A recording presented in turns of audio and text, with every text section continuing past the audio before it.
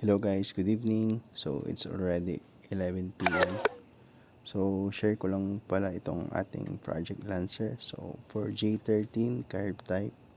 So nagpalit pala tayo ngayon ng fuel filter. So kung makikita natin, ang aking fuel filter ay eto na siya. Ganito siya ka brown. So share ko lang itong experience ko kasi may mga time na habang nasa 80 pataas yung takbo ay pupugak-pugak ating Lancer. So na-curious ako at aking binuksan ang dati niyang fuel filter. So ganito na pala siya. So punong-puno ng putik.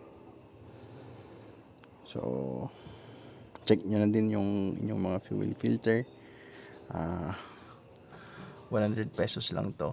So madali lang naman ikabit dahil dalawang hose lang to, galing fuel tank yung sa baba tapos papuntang carb yung nasa taas.